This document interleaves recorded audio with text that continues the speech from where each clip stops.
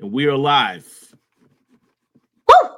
Hello, everyone, and welcome to another episode of Powercast. Well, we will be discussing kind of my experience that I went through with the For Your Considerations Emmy presentation of Raising Kanan Season 4. And we will be talking about the spinoffs and kind of some details about what's to come with the finale and also with other shows in Season 5. Some characters, you could say, that are expected. I am once again Dana, and I am joined by the always wonderful Richard Bailey Jr. How are you, sir? Doing good, Dana. What's up, listeners and viewers? Wonderful, wonderful. Well, I guess we'll just dive into this. Oh, I just realized I'm hosting. I thought you was. Okay, so I guess we'll just dive right on into this then. Yesterday was really fun. It took a whole week for me to get there, but yesterday was really fun. Basically, For Your Considerations Emmys events is very simple.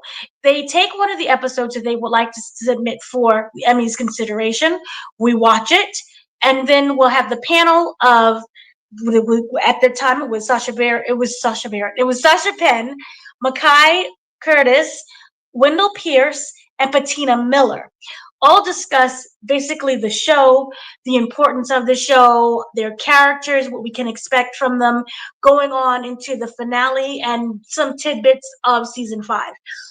So very simple. That way, there's the audience members, oh, this stuck into my mind. I really like this. I want to put it on the ballot.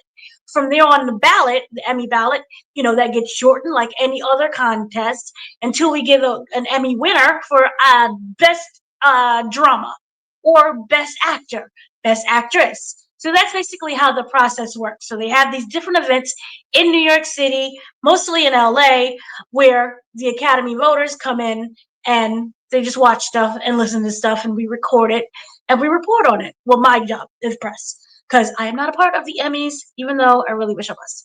Trying to be, fingers crossed.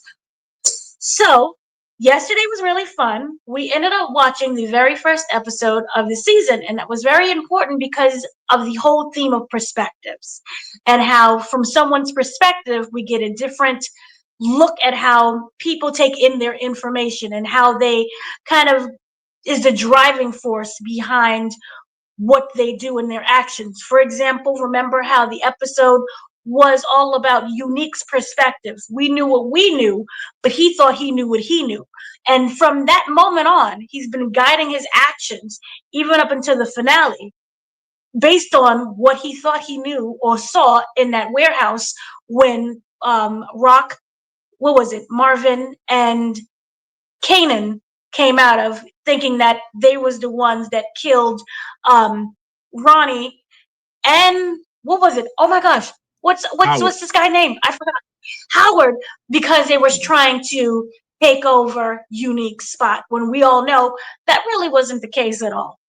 Ronnie was just, he was overstepping, and the reason with Howard was that he was about to overstep as well, and he wanted to take down basically Raquel with him. So he had to be taken down. It was a two birds and one stone moment. But of course, from Unique's perspective, it's all about him. Wasn't true, which is why we have now him sabotaging all of Unique's businesses, killing different people. We had the whole last Koalition was David in the lovely bathroom, which was sad because I wanted that David spinoff. So going on to the panel, I know it broke my heart too. Going on to the panel, there were some things that was very interesting that was said.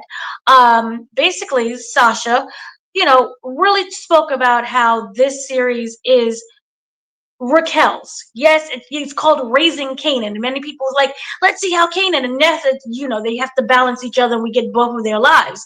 But it's really about what has Raquel been through as a mother, as the leader of this family, and also as the leader of this entire drug organization. Whether or not she fails, whether or not she'll be successful. But more importantly, it's about the relationship between Kanan and Raquel, and how we've seen in the last episode, even going back from the first episode, you may hate me. I'll love you no matter what. I'll love you through anything that you'll do.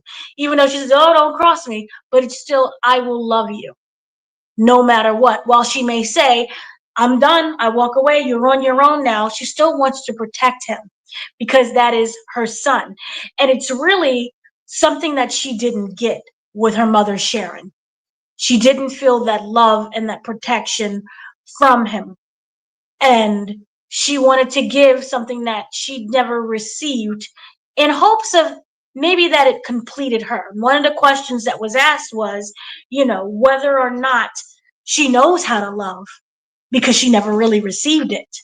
And it really goes into what is the definition of love. People have different perspectives of love and what that can mean for them. So that was mainly about Raquel and what she was dealing with Kanan. Then we kind of moved on to Wendell Pierce, who we know as Snaps, and how he's basically in there to throw chaos because Snaps and Pops feel that they are not just really disrespected, but they feel that their kind of reign over their business is being threatened. So it's more about, them operating, you can argue, out of fear. They don't want to lose that position. Imagine doing something for all of your life. You finally got a place where you can retire. You're not really retired, but you're not in there on the street. You're not a corner boy. You can sit in the corporate office and look over, the people who work for you. You're no longer out there sweating and do the hard work, but everything that you've done, the sweat and the hard work, has now afforded you this lovely place in the office. But what happens when that's now threatened? Even though you may be high up and they're coming for your little underlings, but that position there, so from their perspective, they view it as you're trying to destroy something that I've been doing longer than you've been alive. Now they know Raquel because they all kind of came up together. But if you look at the ages, they're not, equal. They're older than Raquel. You can make the argument that they taught her a majority of what she knows today. So what is it like watching someone that you essentially raised with knowledge of the street life kind of come for your spot? But then it also questions whether or not that's kind of cyclical in nature. Someone has to fall in order for someone to rise. That's the entire theme of power itself. So we really got into that. And then lastly, we kind of got into Mekai. Well, we got into Kanan Stark, and that character, and how this was something that he was really interested in. We know that, he was going to have that path to lead off to go to Stuyvesant.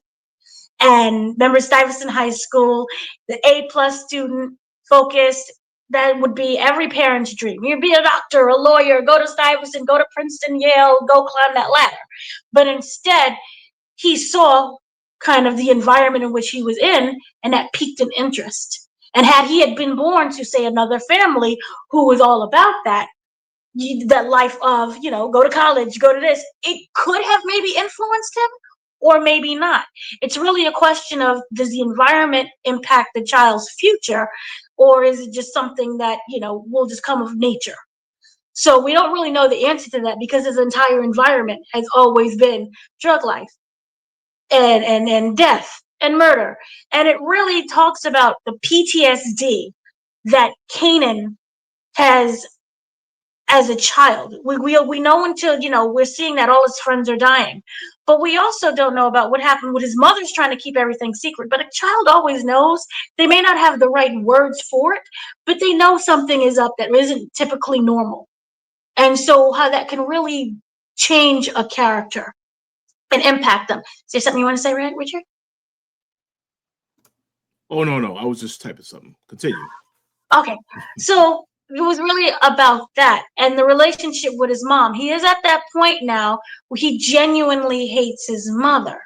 And as we know, that is all because it's being manipulated by Snaps and Pops. The death of Crystal. Oh, that was your mom. We talked to the cops. That was your mom. You can make the argument the death of D-Wiz. That was his mom.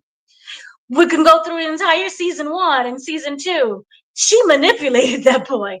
She lied to him, which then, in its sense, you can argue, created the monster that we see in the original Kanan show. Well, the original Power show.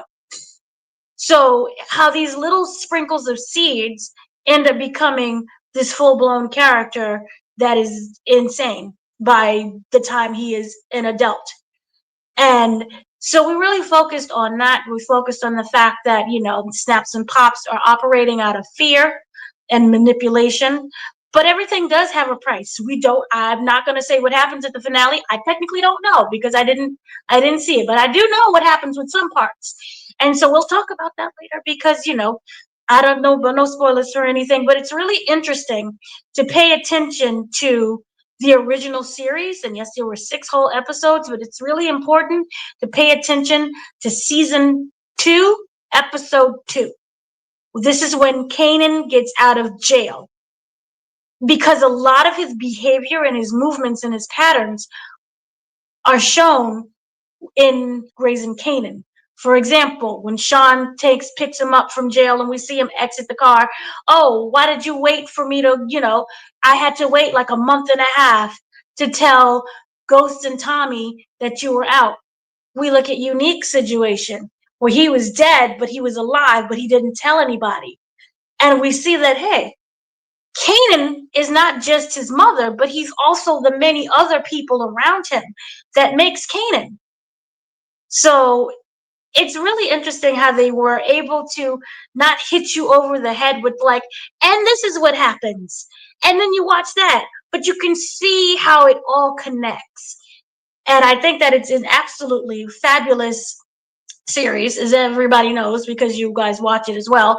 And it was really interesting. Sascha talked about also how this show and a lot of Black shows on Stars, for example, doesn't receive the same adulation and praise as, say, your other shows. So and this goes all the way back to 50 Cent. I remember being at a Television Critics Association screening for, oh gosh, I forget which spinoff it was. It was either book 2 or book 3. But a woman of the Caucasian persuasion, not elderly, I don't know the age, but she was definitely not in her 40s. She was like a 50 and above. But basically, she was like, you're perpetuating violence. And he's like, first of all, I would have mollywopped everybody. But 50 Cent put on that executive hat. And he said, well, excuse me, but you can watch The Godfather, and you can watch Goodfellas, and you can watch all of these other Sopranos. Do you feel that they're perpetuating violence in the community and the youth, the white youth? She didn't have anything to say about that. But when we do it, oh, it's violence, it's gang activity, it's terrible. Even with the incorporation of, say, what we have with the storylines with the Italians. Oh, no, look at the Blacks. This is why there's so much violence. And so while Sascha didn't say, hey, we don't get chosen because we're Black, in the audience and in everyone watching, we all knew why.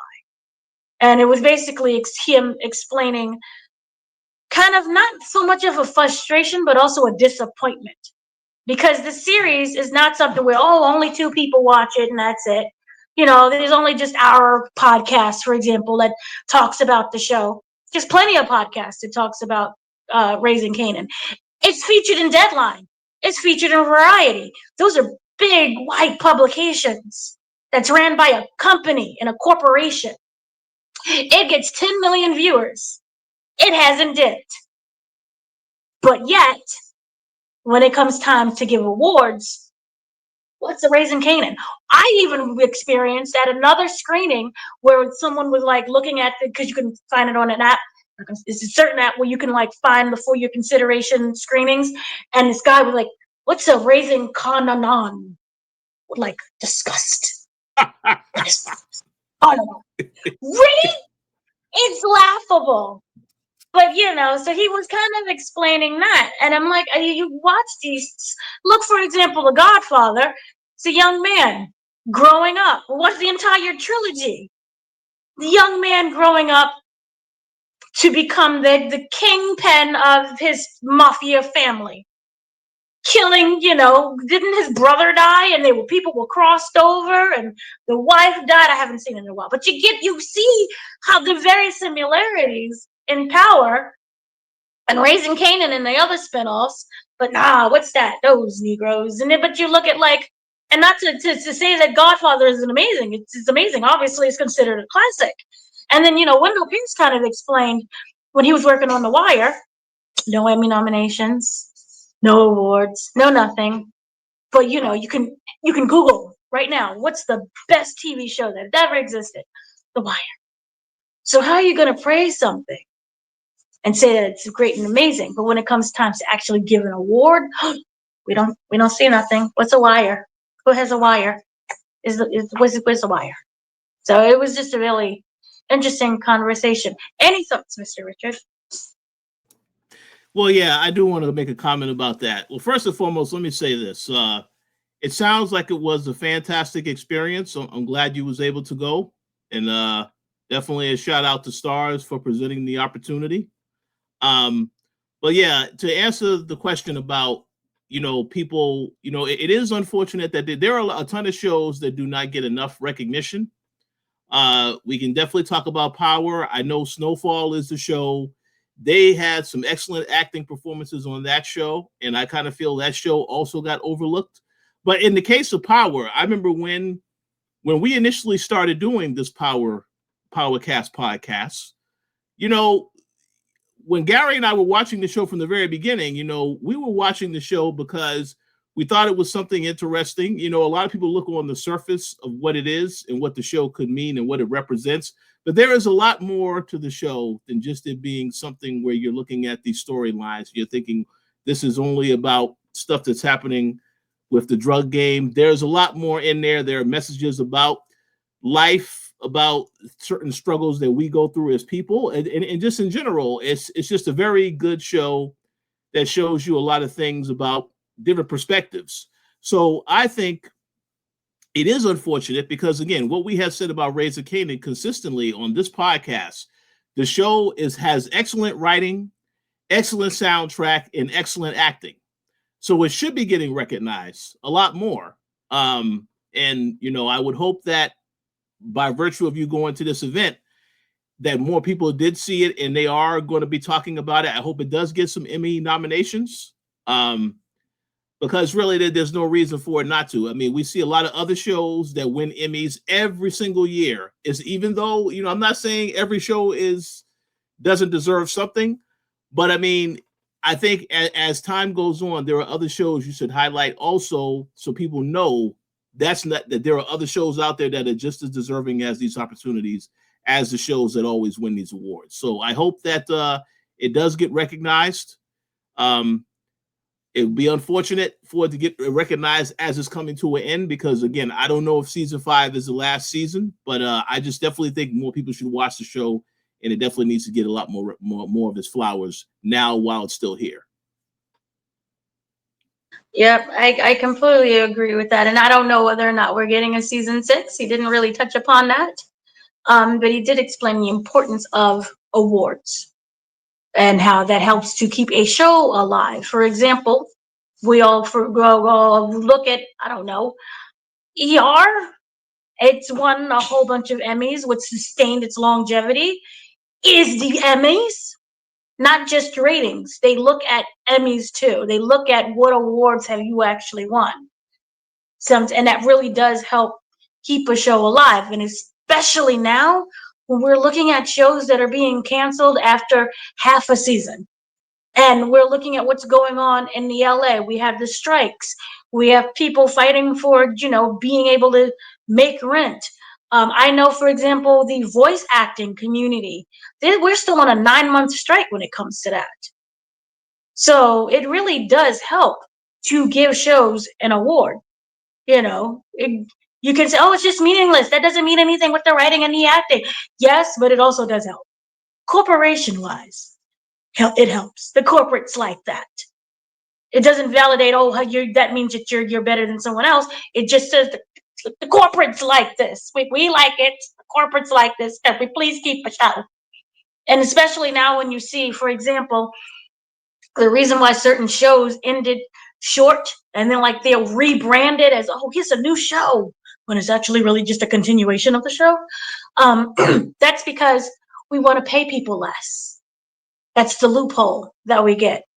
So we'll rebrand it. So it just really does help overall. And this was a really just great experience. The food was terrible, but other than that, it was a really great experience. So yes, we will have the entire panel posted. I gotta give it some time, and we will have other information from that panel posted. There was a lot more that was covered. That will be a whole entire hour of me explaining everything. So we will have other stuff that from that panel also posted, and we will have more interviews about the show as well. And kind of going off on this, we're going to hand this over to Richard. We got some updates, some very happy updates as a Stars fan. Basically, these shows are not going anywhere. This is essentially the MCU of the Powerverse, which everyone gets a show. And so I hand it off to Mr. Richard Bailey Jr. to explain what the lovely the CEO of Stars kind of explain what's going on with the Power Universe. And one of the questions, the reason as to why that was brought up was because Lionsgate and Stars, they're officially separate now. And many people were wondering what happens to the shows. Then Power is one of their highest ranking shows. What happens there? So, Mr. Junior of the Baileys, please take it away. Yes, I want to start by saying I was one of those people that was concerned because I did hear that news about Lionsgate. That actually happened earlier this week. So glad to see that somebody asked this question and that he elaborated on this. So I'm going to get into what his statement was, and then we can talk about what we think those spinoffs are. And I think Dana actually may know more details about what they are. So here is a statement from Jeffrey Hirsch, the CEO of Stars. Okay, this is what he said. Do you have more spinoffs in the works? He says, Power is a great universe. We kind of created this concept that the Power universe never ends and it will never end. There's so many stories to tell coming out of the original Power show. We've got Raising Kanan on the air right now. We've got Force, which is coming back. We just ended Ghosts. We've announced another spinoff called Origins, which is the origin story of the original Power. And that's exciting because you start to learn the backstory of the original cast and how they got into the game and how the Kanan character went to jail and why. So you have the original cast at a younger age meeting and really developing into what you saw on Power. And I think that's a really exciting show for us. And it's something we wanted to do for a long period of time.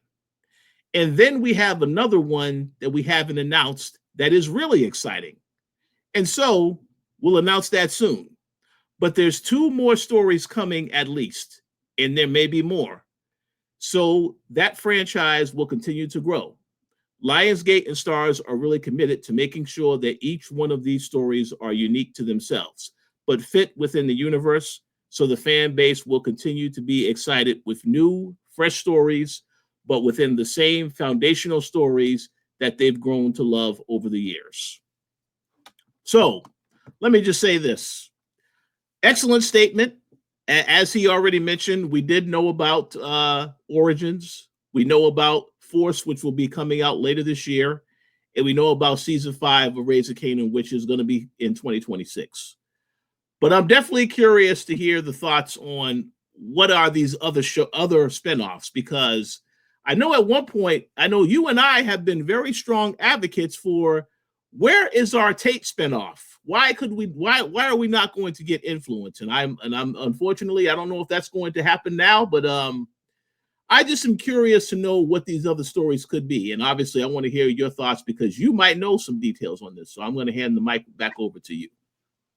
I don't know what you're talking about. I know things. Okay, so a couple of clarifications. Some people may have already known, but for the slow people in the back, me, hi, I'm driving the slow bus.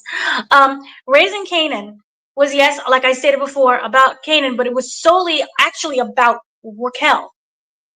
And we will find out what will happen to the entirety of the family because they're all connected.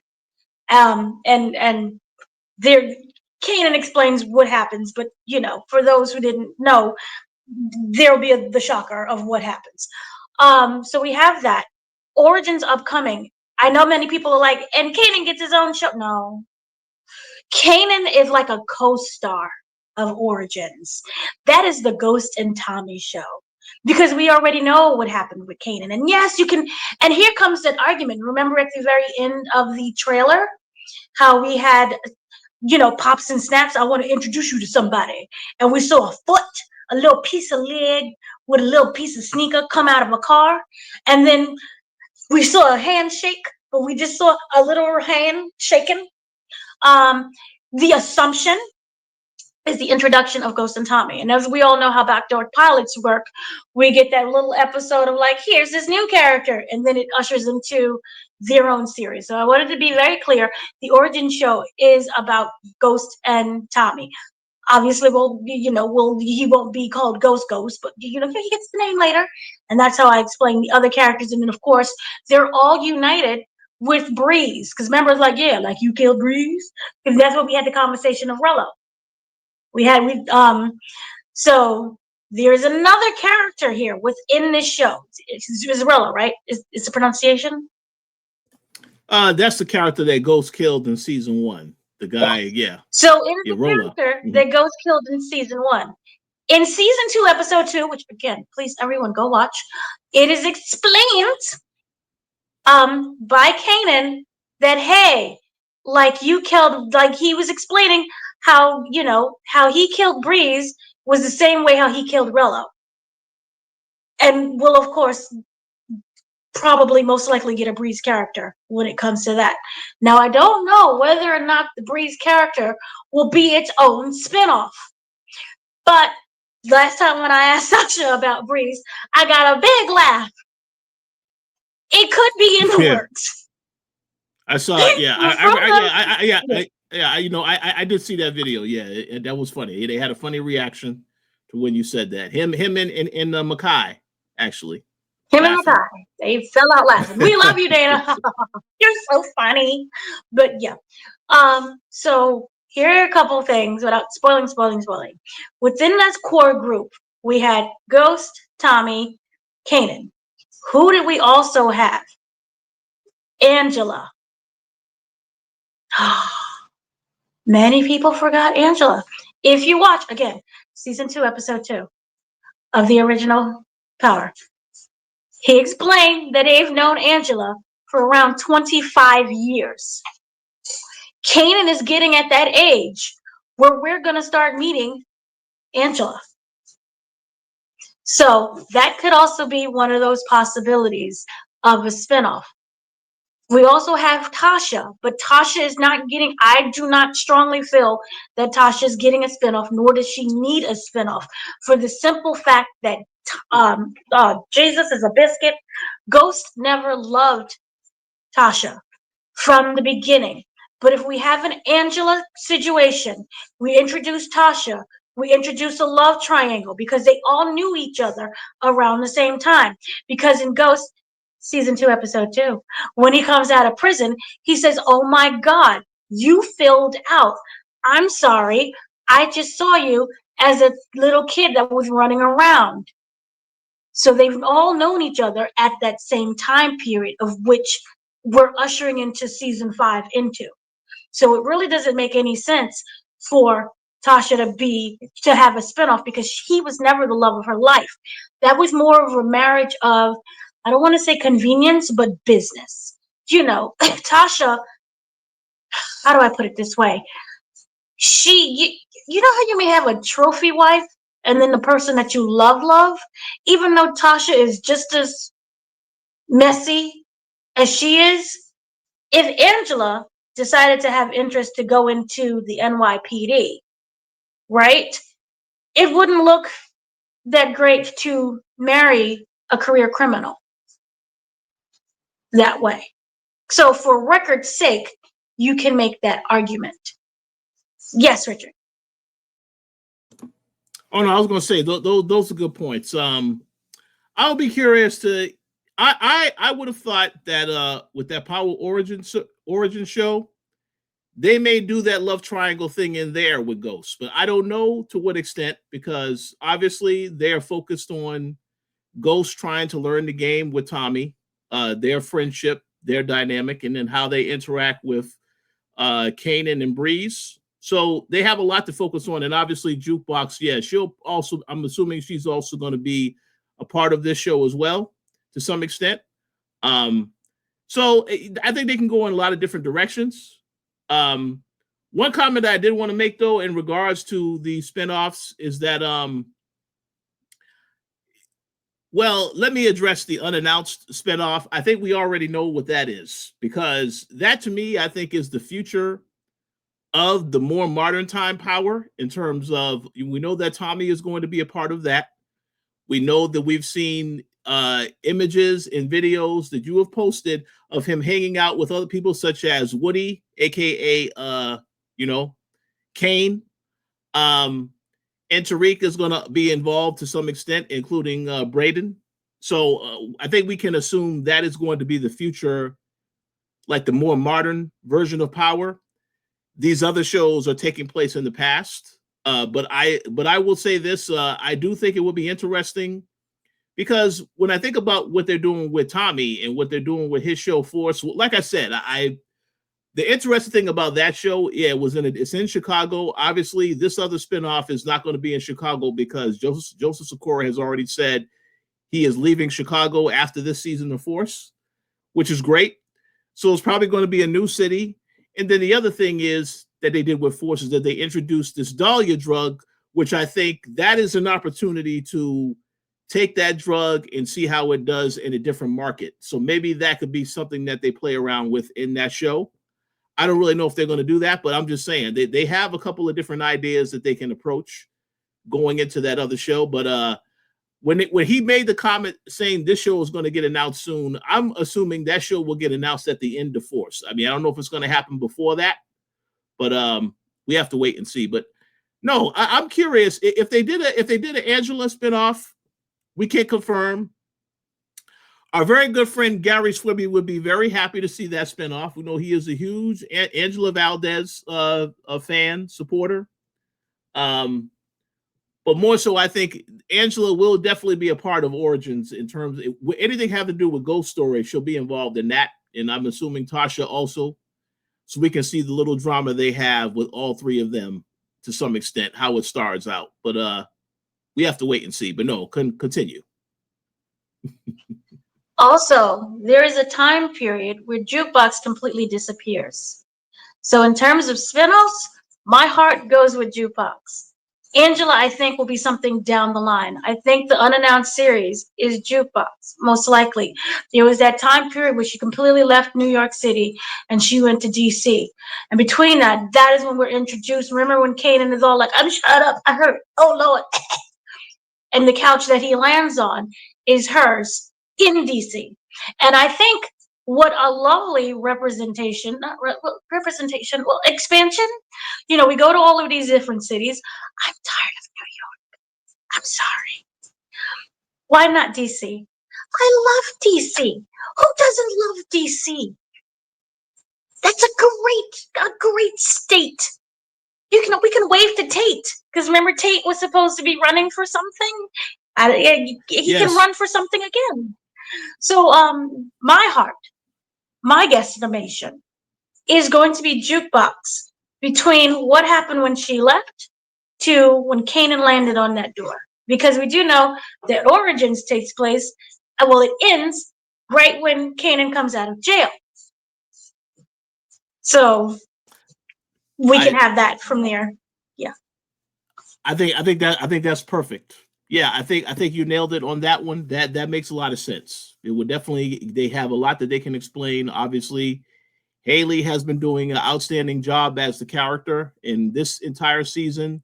You saw her slowly morph into the Jukebox we've seen in the OG Power. So if they do want to expand on that and talk about what happens with her, I think that'll be fantastic as a spinoff show.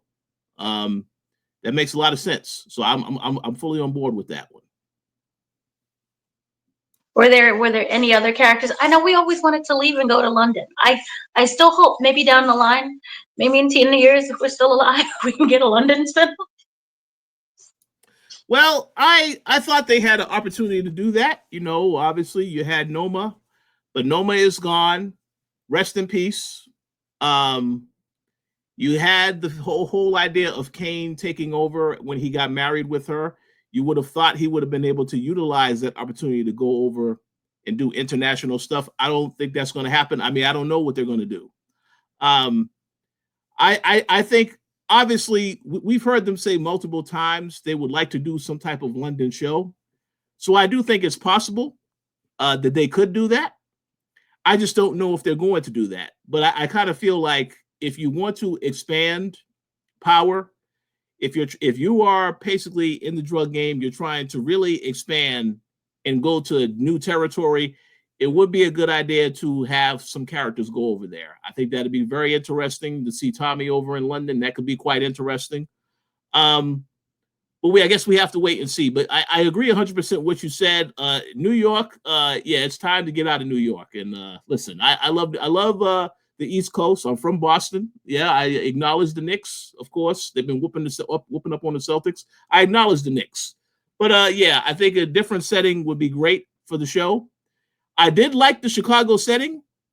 That made me actually want to visit certain parts of Chicago just to see how it is. Maybe I will check that out at some point.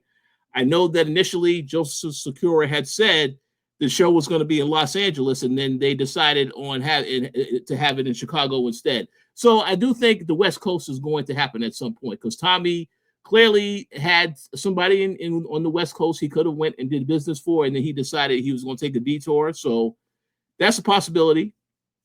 Another place could be Miami as well, because people had the wild theory of a show happening in Miami. So, and of course, Atlanta, the South. Although I will say right now, if that show happens in Atlanta, we know Little Dirk will not be a part of that show, ladies and gentlemen, because it's not looking good for him. He will not be a part of that show whatsoever. But hey, I'm here in Atlanta. I am not opposed to them having the show here. I would love to run into some of the people on that show. So, but I guess we have to wait and see. But yeah, there's a lot of places that they could go.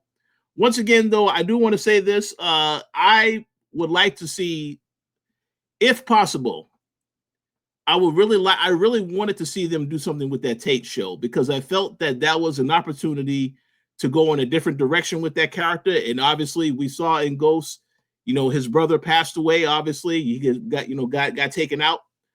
I just wanted to see more of what they were doing because they spent so much time investing in it, getting you familiar with the character. You see their journey, and then eventually they get the position that they want, and then we don't really see anything come out of that. So I am hoping that at some point, if there is still interest, that they do consider going down that path, because that could be a very interesting show. I think it wouldn't necessarily be about the drug game per se, but it would be a very interesting show, I think. And Lorenz Tate is a phenomenal actor, so hopefully that's something that they do still consider in the future.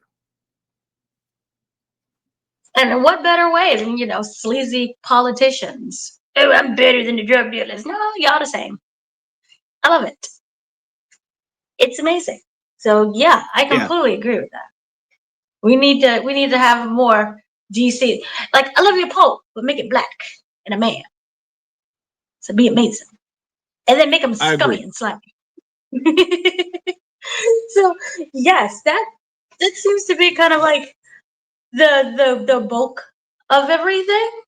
I may be forgetting like some minor details, but yeah, once again, thank you to Stars, because without them, I wouldn't have gotten anywhere.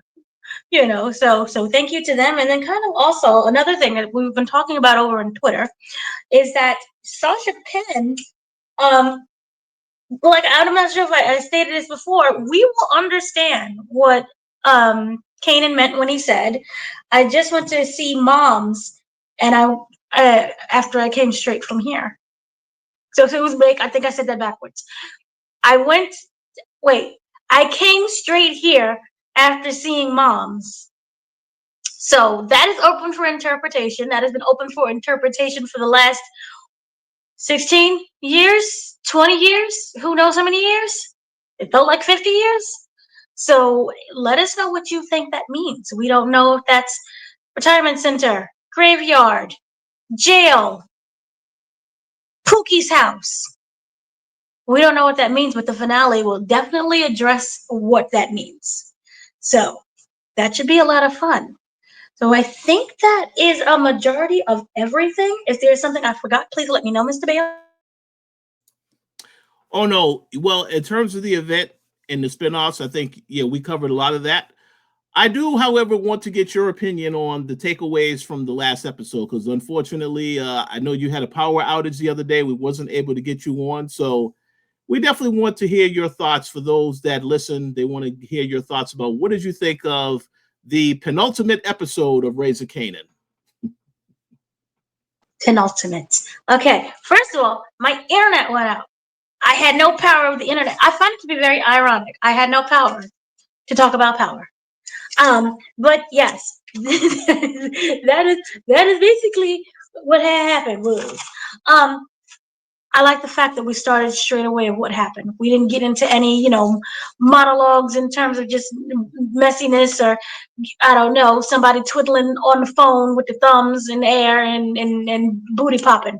It got right into the episode, and we knew who kidnapped Mom, or who kidnapped Crystal, which is very apparent because we knew that it was the ones that was Snaps and Pops that killed Famous. So they just completely just added on into that. If they killed Famous, obviously they would have taken Crystal off the bus. We showed how slimy the police officers are and that they're working for him, which goes back to the importance of that scene when Kanan says, "Yeah, man, there's a lot of cops in here." They're like, "Everyone's in here." So I hope that he puts two and two together before he does something really dumb. But I really feel that he's at that age where he's doing something really dumb. So that's might end up what happening. So I really did like that part. There was another thing where they kind of explained that, worst part of all this are the people who get hurt are the people who weren't even in the game. They were just in the wrong place at the wrong time, or people who cared about us got pulled into it just because they cared. Their losses are those you don't ever get over. The worst thing you can do is love somebody because your love is going to be taken away. That kind of is the essence of what power is. Anytime that they kill an innocent, going back to Raina's death, she had nothing to do with anything, but Raina died how she did, which was terrible, which then caused the kind of what happened with Tariq and his spiral. And I think with the death of Crystal, we're seeing the spiralization also with Famous. You cannot make the argument that he was innocent. He was someone whose heart was not in it, but he was not innocent. Crystal was completely innocent. She was from a part of the Bada group. And yes, she may have had some questionable ways and tried to get Jukebox beat up, but she wasn't on the corner. She gave advice, but she wasn't out there hard hitting. And that death really hit him, obviously, the worst. Not the worst. I think that Famous maybe hit him the worst because he knew him since he was kindergarten, but this also hit him as well. And I think that by killing off this person is going to start, like I stated before, a spiral. He is not someone who is thinking clearly. Even when Raquel sat down and met with him because of Jukebox, and he was like, "I know what you did, man." And he was like, "I will love you regardless. I will love you." And he was like, "Did you love D-Wiz?" So I think that he is very blinded by what's happening, which again makes it very delicious for Snaps and Pops to manipulate. And that was their goal since the very beginning, when it was like, "We're declaring war." And this was not like a physical war. We'll get to obviously it'll become physical, but a psychological thing, which is why I think that Pops is so essential to the group of their dynamic and also to this show. To me, I originally thought of them as kind of like throwaway characters, as someone who makes an appearance and then would they just disappear. But they are so important to the core that Kanan ends up becoming. Because again, it's all from his perspective, but he's being manipulated.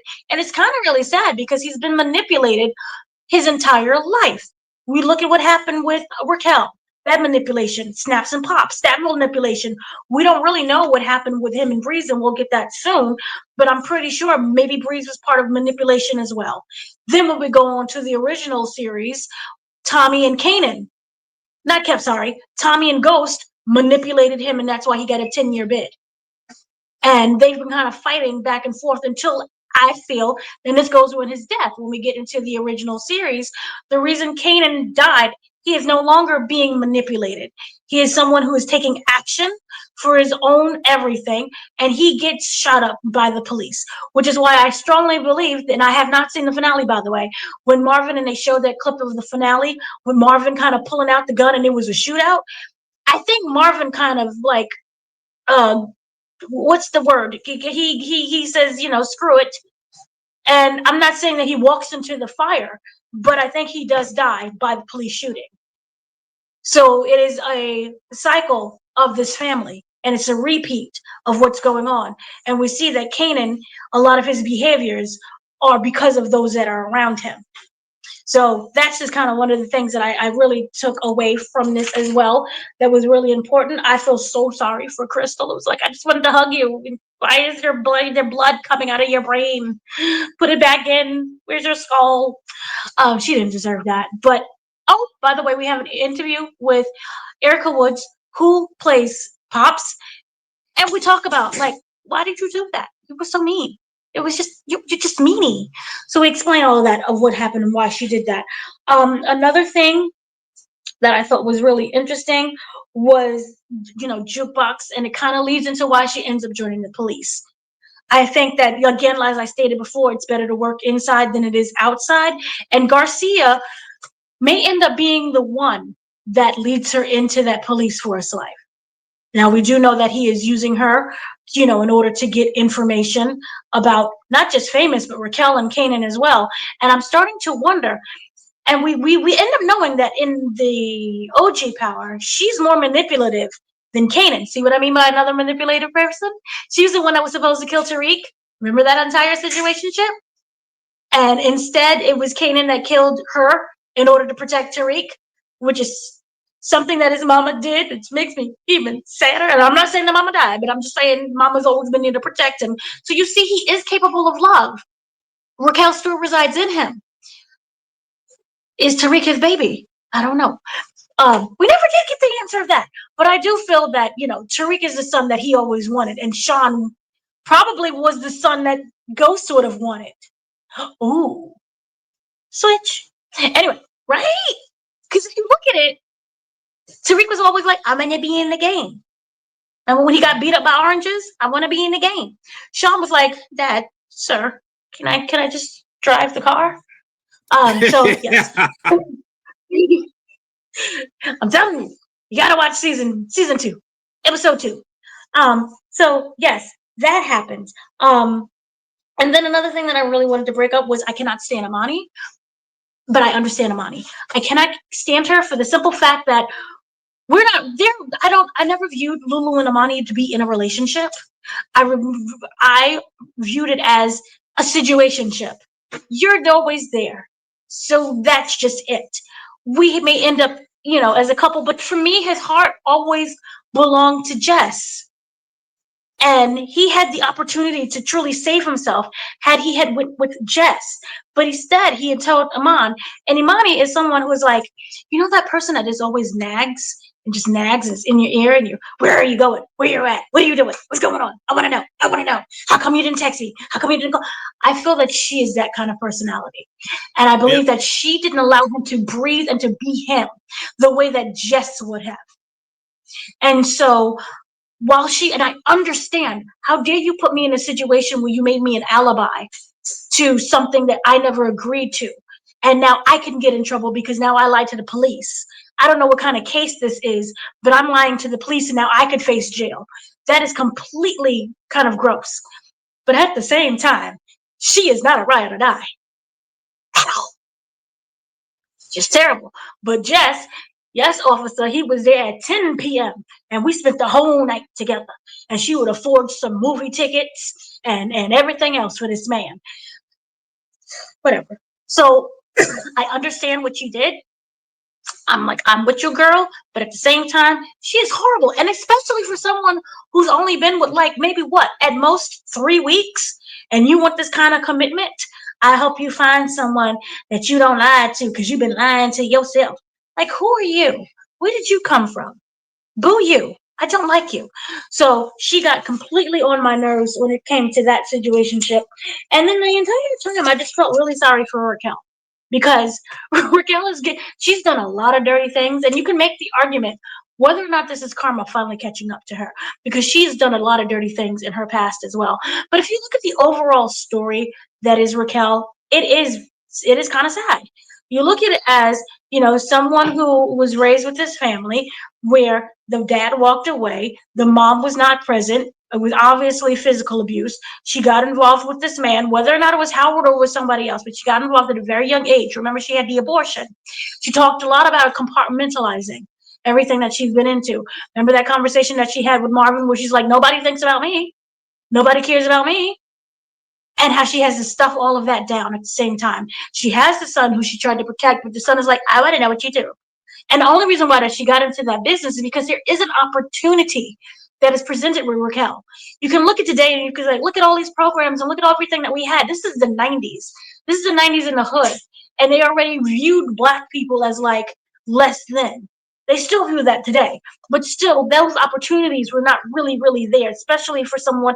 And who's to say that they're a family that didn't know of the opportunities? So you can't help yourself if you do not know that help exist. So you're put in that environment, you end up learning about the life in the street game, and that is how you make money. And yes, that money is more lucrative and it comes faster than flipping burgers at Burger King, which we saw with BMF. What are you being paid? $5 an hour at most? That's probably the CEO position, especially back in the 90s.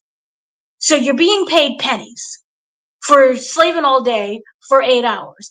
Meanwhile, I can set up this entire, remember the Wii business, even as a kid. He can set up all of this, and make all of this money in a day, which then can, for example, pay for grandma's cancer. Make sure that you have your school books. Make sure if Jukebox wanted, she can get into the college that she decides to go into. So it's not because, there's nothing else to do in life. They need the money because you cannot survive without money. And it's not even so much about, I want to live in a Hollywood mansion. That'd be great and wonderful. Yay. But what are we doing about the food to feed the kids? We can't feed the kids right now. So, when you look at the overall arc of her story and where she is at now, it just makes me really sad. And then you have the situation where her son definitely wants to kill her, which just makes her sad and could probably succeed in doing that. And it's all because of a lie. So it's even worse to I did something wrong. Now my son's killing me. But it was all based on a lie. And what we don't know, we don't see, is whether or not there is regret behind that. Aside from, I went to go visit mom's, smiley face. That's it. That's all we know. So yeah, Richard. I just gotta make a comment because I just like when Gary was talking, when we were talking about this stuff the other day, when you made the comment about the lie. I can't stop laughing at Kanan's reaction when Snaps and Pops tell him, yeah, it was your mom, boy. And he's like, well, wait a second. So yeah, so my theory was correct. It was her. And just like I look at that, it's like he was really surprised that he was right in what he thought. So I really do hope that Kanan figures this out, though. But I laugh anytime you mention the lie and Gary mentioned the lie. I just think it's a funny situation the way he reacted to that. Mekai is an excellent actor. But yeah, man, I hope he does figure this out. Kanan needs to figure that out because that would be ridiculous to just make those ridiculous decisions, take out Raquel.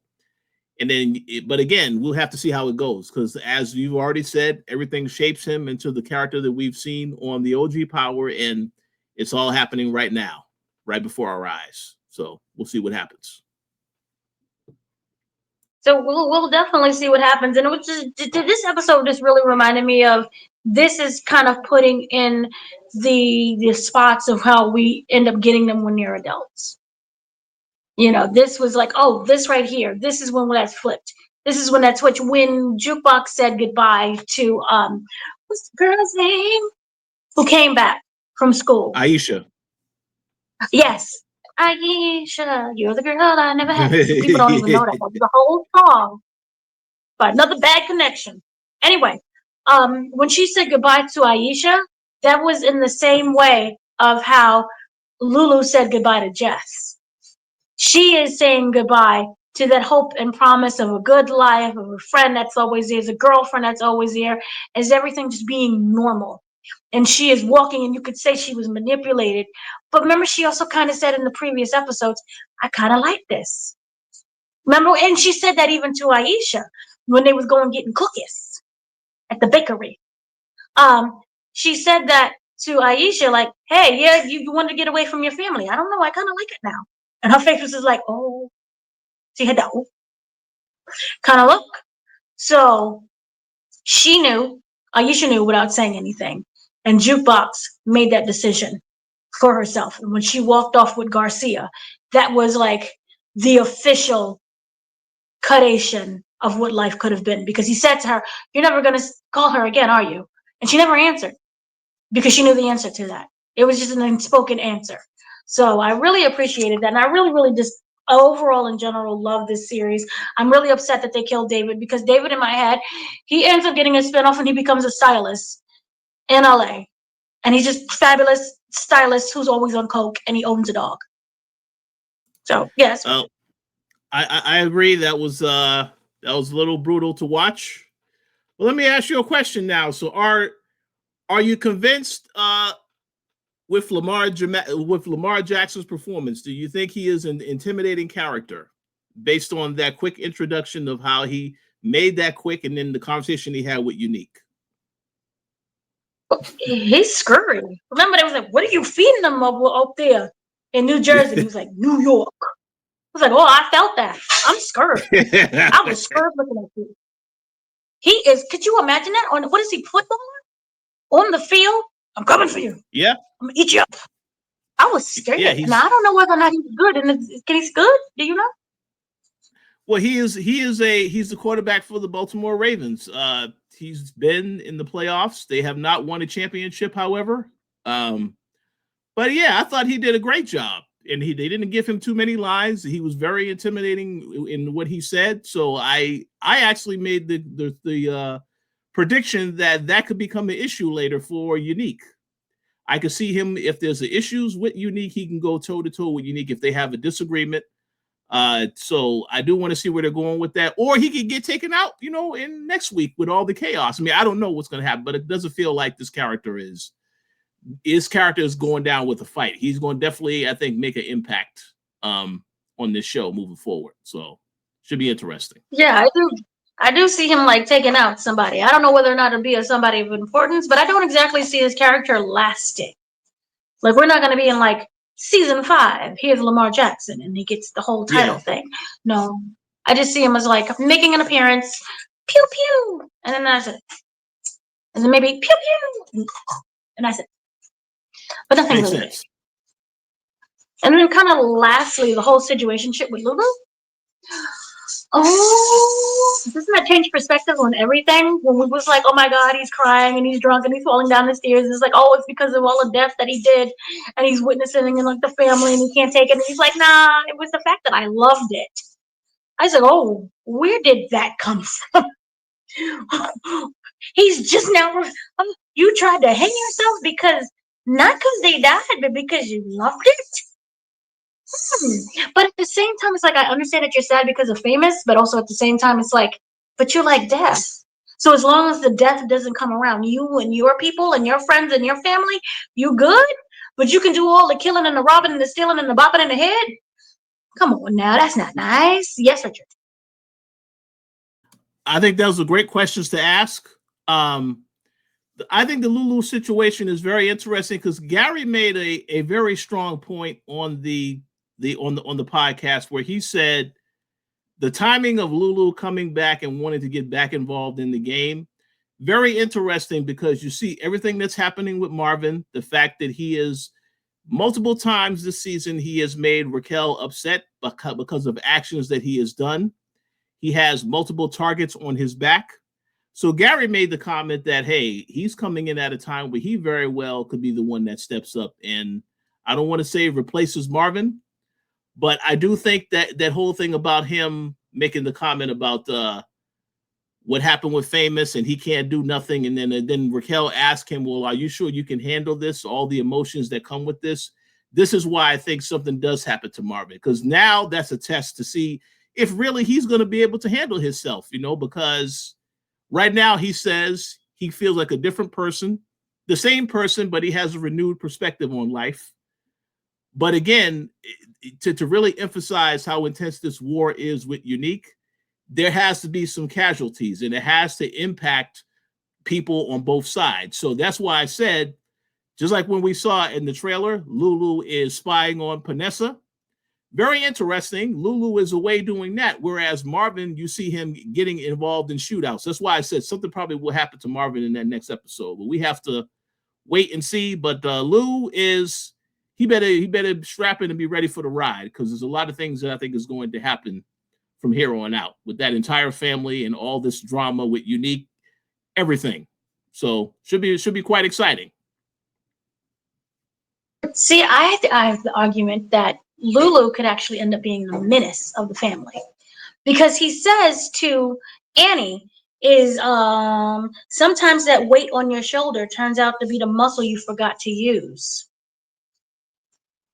So when he starts using the muscle and he's no longer afraid to use that muscle, because the fear isn't there of, I hate that what I'm becoming, or I love the fact of what I'm becoming, he can be a real menace.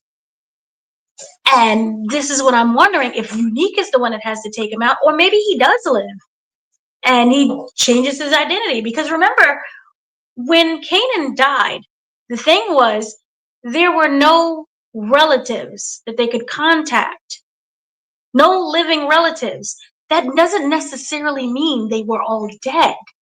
Now, I love the theory of the whole family gets taken out, because this is a warning thing to the family. You know what I mean? Like, oh, it's a cautionary tale, take out the entire family. But it doesn't necessarily have to be that way. You can change your identity and move and go someplace else where you have to completely cut yourself off from that family, where he's like, I love what I'm becoming so much. And at the time, Kanan, you're still a teenager. I don't want all this death coming to you because it's only meant for me. And then he goes to, I don't know, Bumtucky, Canada, and he lives there and becomes the menace.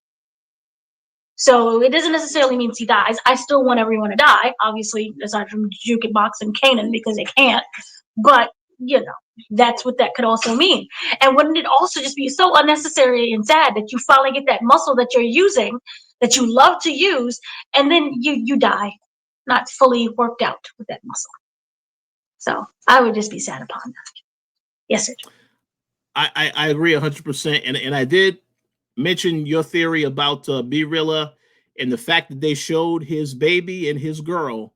So, like you said, that character, I think, is going to die, since he volunteered his services to Lou if he needs help. I think he absolutely will be a casualty in all of this at some point, unfortunately. That also is another casualty of this situationship, because you can still technically work on your record. Maybe find somebody else, even though he gave so many great theories and explanations as to why that's not going to work. Lou, the white guy, who was the owner of the music thing, he basically really didn't want him, but the fact that it was Marvin that had the ear for music, it could have worked out. But here's another thing that I make the argument with. Remember how he said Lulu said music will never leave me? When he was like, oh, what happened to your music then? Wasn't you busy with that? And he was basically saying, music has never left me. I don't know whether or not he's going to do it side by side, or it's like, music is always in my heart. I don't know what that means. That is an outstanding question. That's an outstanding question, because I asked the same question. I didn't know what he meant when he said that. However, I did predict that club might be getting shot up in the future, because again, there's going to be a lot of things that happen since he made this decision that he wants to get back involved in this drug stuff. There's going to definitely be some bad things that come with this. So, but I look forward to seeing how they tell that story. It's going to be very entertaining. I will say that much. it will be very entertaining and it will be very good as well. And I absolutely look forward to what is going to happen. And you remember, Lulu compared himself to a dragon slayer because he was like, "What is a dragon slayer without any dragons to slay?" And he basically said, "Music." He said, "Music ain't going nowhere. Sitting behind a music board isn't going to help people." What is his definition of helping people? And does that mean like be real love? We're like, "You're now my number two in command." So he could very well just be starting his own business. And that's how we split. Raquel and Marvin, no, sorry, Raquel and Lulu split. So again, I'm leaning on the theory that maybe he lives. And we do have another season. And to kill an entire family in one season, I don't know how smart that would be. But I do think that the Oh no. bloodshed becomes so much that they could end up separating. But Marvin is definitely dying. I just don't see a possibility of reason why would they keep him. Well, There's no I think reason. I think we can agree. Somebody is going to go in this finale. Even Stefano, because of the fact that he sit up there and told Raquel, Marvin is the one that came up with the idea to replace you, and we know that that was his idea. It was not Marvin's idea.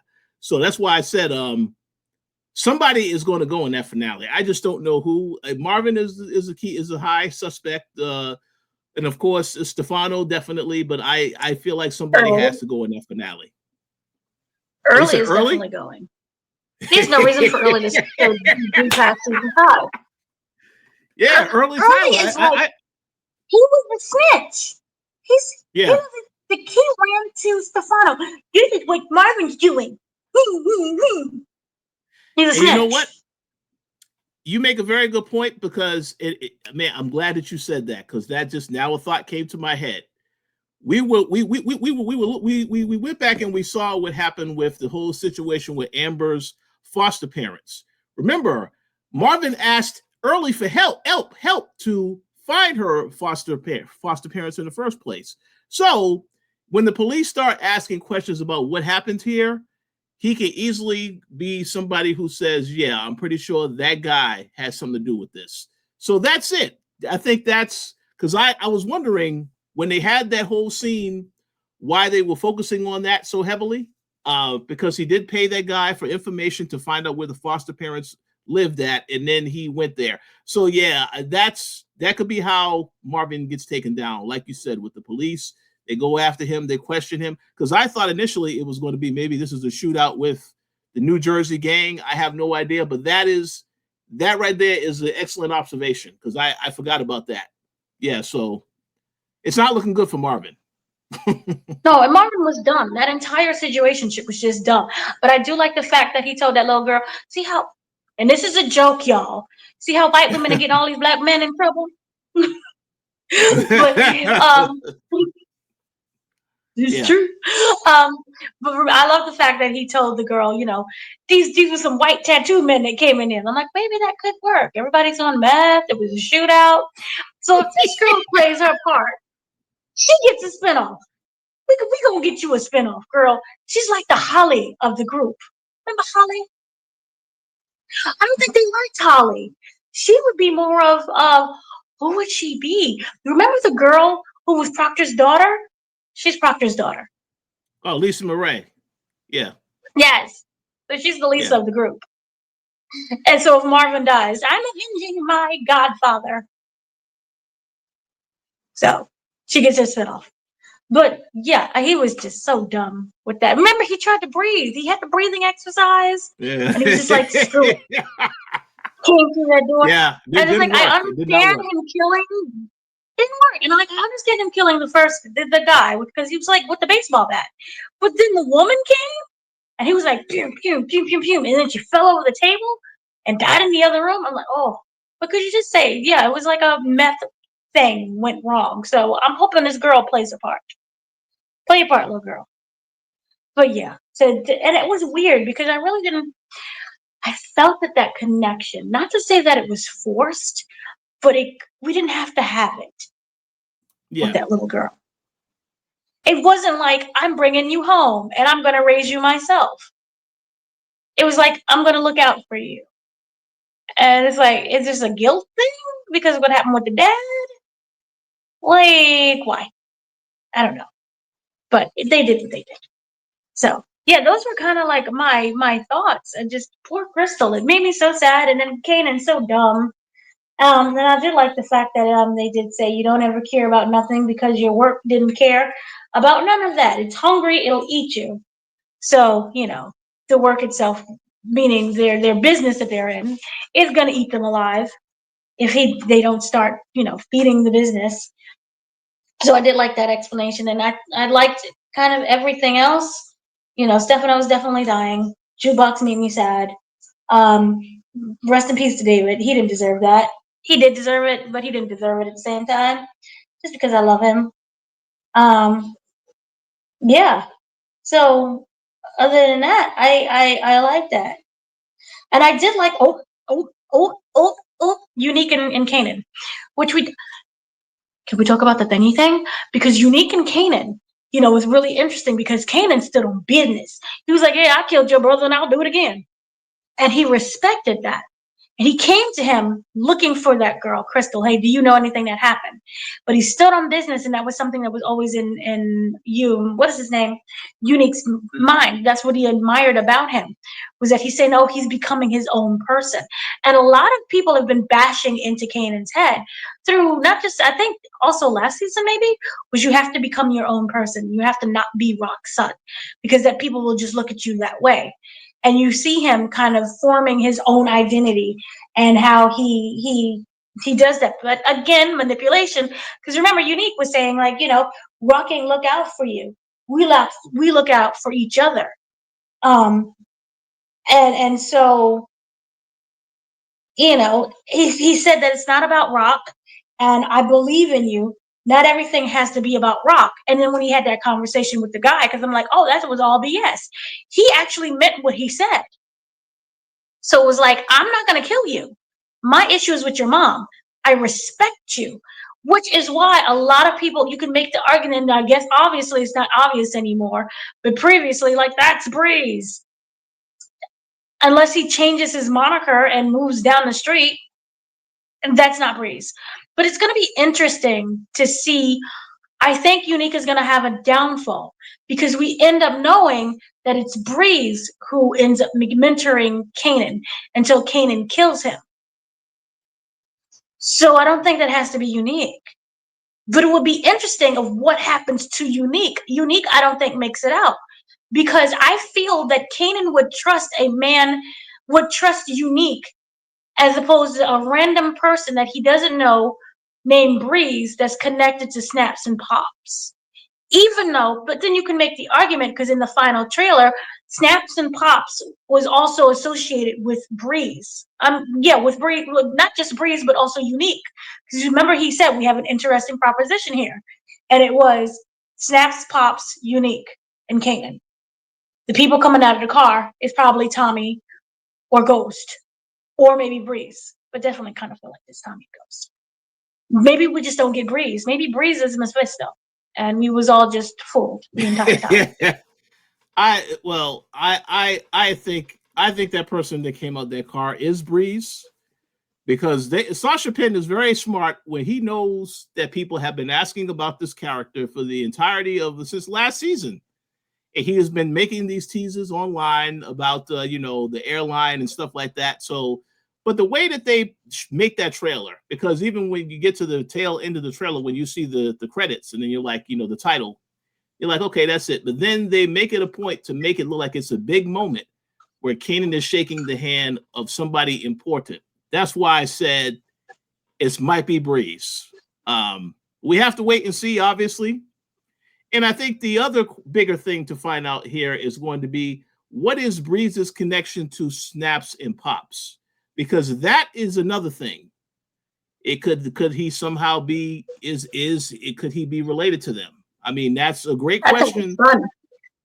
Yeah, so it very well could be, and that's say what? Say what? He flew in.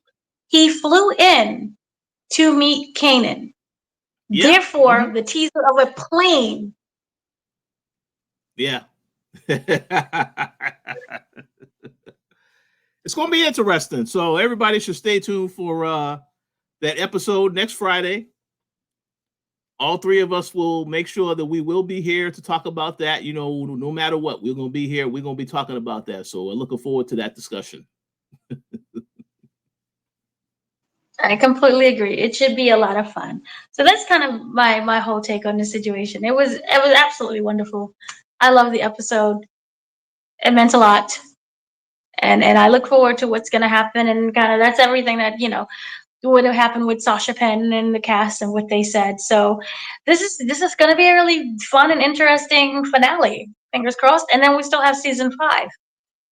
So yay, fingers crossed that that pans. You gotta land the plane, Reese. So we'll see what ends up happening. But I think overall it was really fun. And so for us in general, stay tuned because we have a lot more of power. Well, what you call it? Power. Oh my gosh, I'm losing words. Content throughout the week. There will be a lot. We have interviews, like I stated before, with Sascha and Patina, and cast interviews, and also the panel that I went to, and other little tidbits that they all dropped that was like, delicious. We'll be here for like 5 hours if we explain everything. So we have that coming as well. And then there's another panel that happened before then. So we're in power. Boop. So we look forward to that. So I think that's everything. Anything else that you would like to add, Mr. Bailey? Oh no, that's pretty much it. I would encourage everybody to leave their comments. Let us know your thoughts on the spinoffs, your thoughts on all the stuff that Dana mentioned being at the event. And of course, let us know what you want to see happen in the finale. And of course, check out the review that I did with Gary the other day. Unfortunately, he couldn't make it here today. We do hope that he feels better, but we will be back though to record the finale next week. So stay tuned for that. Stay tuned to that. And also pay attention to our shorts. We have videos on the shorts. Yay, YouTube and ShortTube. So that as well will be coming also. So I have been your host, Dana, once again joined by Mr. Richard Bailey Jr., who says power never ends. And I will be raising all of the Kanans. So that has been us. We will see you very soon. So have a great day, afternoon, evening, everyone. Peace out.